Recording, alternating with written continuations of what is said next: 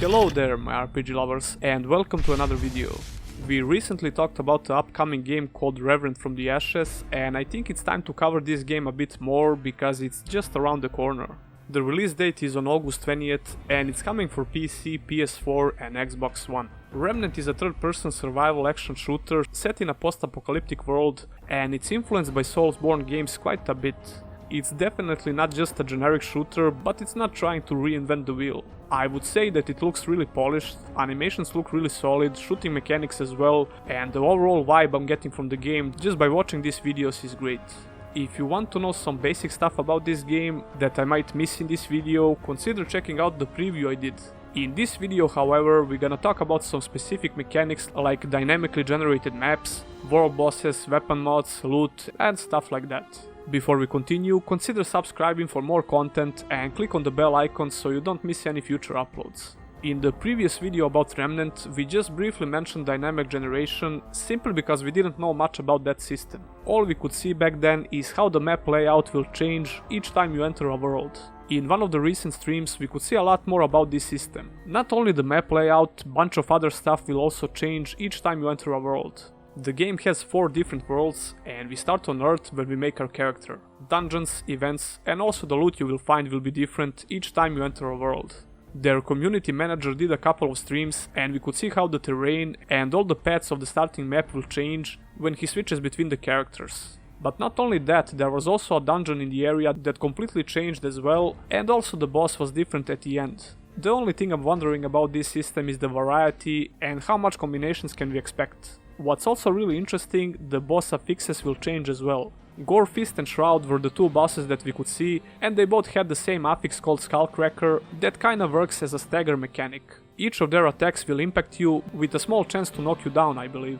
There were random events that community manager mentioned, and we saw a couple of times that he could start them, but he didn't show us how they work. And that's all we know so far about the dynamic generation system. I honestly like what I saw because all of these systems are there to ensure the game keeps being interesting every time you start playing it. But we're not gonna pretend like these dynamic generation systems don't have problems, although everything looks okay in Remnant so far, but of course we'll have to wait and see for ourselves how all of this works. Some parts of the game remind me of Destiny 2 for a little bit, but mixed with soulsborne gameplay I guess, which leads us to talk about the core gameplay mechanics. It's really obvious that we'll have to rely on dodges quite a bit in the game, but the weapons and the mods we use will really affect the gameplay approach. We have 3 starting archetypes, the Scrapper, Ex-Cultist and the Hunter. Each archetype begins the game with different weapons and weapon mods, but this equipment is not exclusive, it's only a starting loadout, which means there are no classes, and even if you start the game with a Scrapper for example, you will be able to find everything that Hunter and Ex-Cultist have. Different mods will give you different perks and skills, and each mod will start to charge up simply by using your weapon. This will allow you to use the special ability of the mod. For example, Ex-Cultists have an AoE healing spell that can heal you and your co-op buddies. Once the mod is fully charged, you can use it whenever you choose so, but if you change worlds or leave the game then come back, the charge will reset. Mods will also change the look of your weapons. World bosses will drop unique weapons and mods, and their loot will also be different depending on how you kill the boss. I'm not really sure how that works, but it sounds interesting.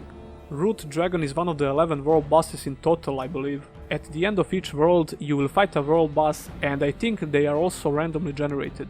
Apart from finding mods in the world, we can also buy them from the merchants or craft them if we have the materials that drop from bosses and elites. Your character also have traits that are basically passive bonuses, and same as mods, you can find them in the world. Each archetype begins with some unique trait, and you'll be able to put points in them by leveling. If you want to improve your stamina for example, you can put points in your endurance trait, which will allow you to sprint longer distances and dodge more frequently. We also have melee weapons, and we can also find traits that will improve melee damage. From what we could see, weaker enemies with lower health are easily disposable with melee weapons. There is a bunch of loot to find in the game, and we have armor sets as well. Like I mentioned above, all loot will be randomized once you enter a world, and world bosses will drop different loot depending on how you kill them.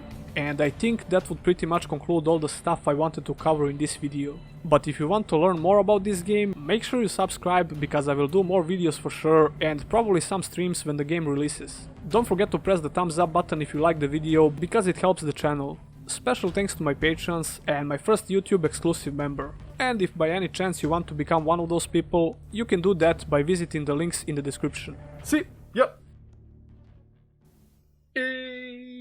in the next one.